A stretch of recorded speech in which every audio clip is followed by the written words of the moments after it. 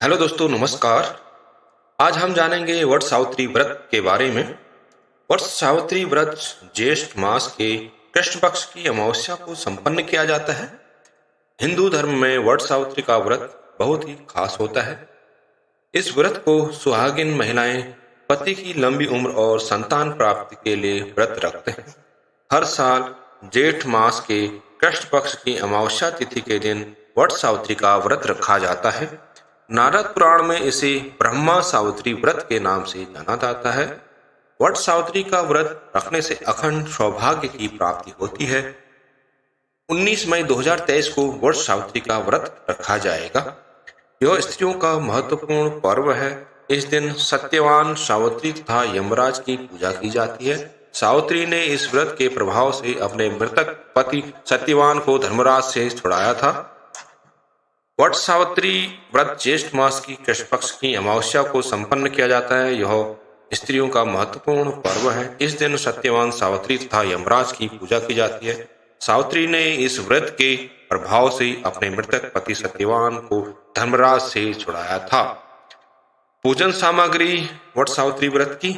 What वृक्ष के नीचे मिट्टी की बनी सावित्री और सत्यवान तथा भैंसे पर सवार यम की मूर्ति स्थापित कर पूजा करनी चाहिए तथा बड़ की जड़ में पानी देना चाहिए। पूजा के लिए जल, मोली, रोली, कच्चा सूत, भिगोया हुआ चना, फूल, सत्यवान सावित्री की मूर्ति, बांस का पंखा, लाल धागा, मिट्टी का दीपक, धूप और 5 फल जिसमें लीची अवश्य हो आदि होनी चाहिए। पूजा विधि। वट सावित्री के व्रत के दिन सुबह जल्दी उठकर स्नान कर घर के मंदिर में दीप प्रज्वलित करें। उसके बाद वट वृक्ष की पूजा का विशेष महत्व होता है। जल से वट वृक्ष को सेंच कर तने को चारों ओर 7 बार लाल कलावा लपेट कर 3 बार परिक्रमा करनी चाहिए। साथ ही पंखे से वट वृक्ष को हवा करें। इस दिन भगवान का अधिक से अधिक ध्यान करें। इसके बाद सत्यवान सावित्री की कथा सुननी चाहिए। इसके बाद भीगे हुए चने का बयाना निकाल कर उस पर यथाशक्ति रुपये रखकर अपनी सास को देना चाहिए तथा उनके चरण स्पर्श करने चाहिए। घर आकर जल से अपने पति के पैर धोएं और आशीर्वाद लें। उसके बाद अपना व्रत खोल सकते हैं। अब जानते हैं हम वट सावित्री व्रत की कथा के बारे में।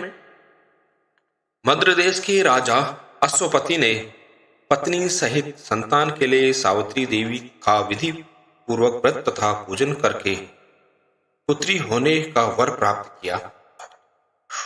सर्वगुण संपन्न देवी सावित्री ने पुत्री के रूप में अश्वपति के घर कन्या के रूप में जन्म लिया। कन्या के युवा होने पर अश्वपति ने अपनी मंत्री के साथ सावित्री को अपना पति चुनने के लिए भेज दिया। सावित्री अपने मन के अनुकूल वर का चयन कर जब लौटी तो उसी दिन महर्षि नारद उनके यहाँ पधारे।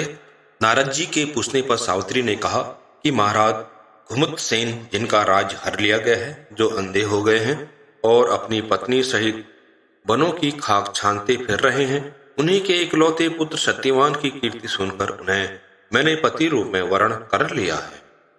नारद जी ने सत्यवान तथा सावित्री के गुणों की गणना कर अश्वपति को बधाई दी तथा सत्यवान के गुणों की भूरी भूरी प्रशंसा की और बताया कि सावित्री के 12 वर्षों की आयु होने पर सत्यवान की मृत्यु हो जाएगी। नारद जी की बात सुनकर राजा अश्वपति का चेहरा मुरझा गया।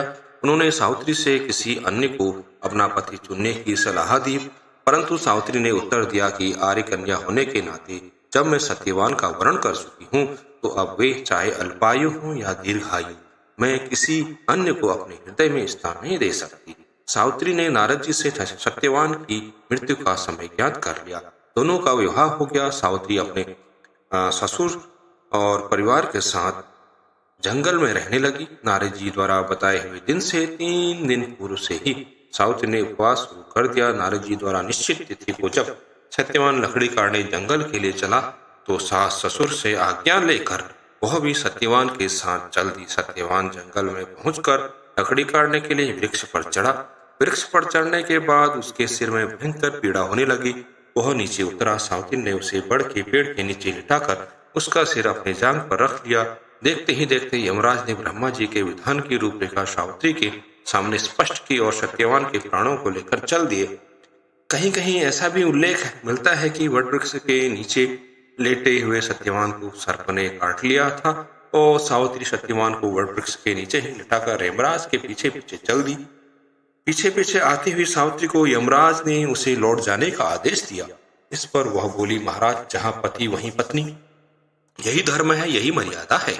सावित्री की धर्म और निष्ठा से प्रसन्न होकर यमराज बोले कि पति के प्राणों के अतिरिक्त कुछ भी मांग लो। सावित्री ने यमराज से सास ससुर की आंखों की ज्योति और दीर्घायु मांगी। यमराज तथास्तु कहकर आगे बढ़ गए। सावित्री यमराज का पीछा करती रही। यमराज ने अपने पीछे आती सावित्री से वापस लौट जाने को कहा तो सावित्री बोली कि पति के बिना नारी के जीवन की कोई सार्थकता नहीं। यमराज ने सावित्री के पतिव्रत धर्म से खुश होकर पुनः वरदान मांगने के लिए कहा। इस बार उसने अपने ससुर का राज्य वापस दिलाने की प्रार्थना की। तथास्तु कहकर यमराज फिर आगे चल दिए। सावित्री अब भी यमराज के पीछे पीछे चलती रही। इस बार सावित्री ने यमराज से 100 पुत्रों की मां बनने का वरदान मांगा। तथास्तु कहकर जब यमराज आगे बढ़े तो सावित्री बोली, आपने मुझे 100 पुत्रों का वरदान दिया है, पर पति के बिना मैं मां किस प्रकार बन सकता। तब यमराज से बोली, अपना यह तीसरा वरदान पूरा कीजिए। सावित्री की धर्मनिष्ठा, ज्ञान, विवेक तथा पतिव्रत धर्म की बात जानकर यमराज ने सत्यवान के प्राणों को अपने पास से स्वतंत्र कर दिया। सावित्री सत्यवान के प्राण को लेकर वट वृक्ष के नीचे पहुंची, जहां सत्यवान का मृत शरीर रखा था। सावित्री ने वट वृक्ष की परिक्रमा की तो सत्यवान जीवित हो उठा। प्रसन्नचित्त सावित्री अपने सास ससुर के पास पहुंची तो उन्हें नेत्र ज्योति प्राप्त हो गई। इसके बाद उनका खोया हुआ राज्य भी उन्हें मिल गया। आगे चलकर सावित्री 100 पुत्रों की मां बनी। इस प्रकार चारों दिशाएं सावित्री के पतिव्रत धर्म के पालन की कीर्ति से गूंज। यहाँ पर वट सावित्री की कथा संपूर्ण होती है। वट सावित्री व्रत ज्येष्ठ मास की कृष्ण पक्ष की अमावस्या को संपन्न किया जाता है। हिंदू धर्म में वट सावित्री का बहुत ही खास महत्व है।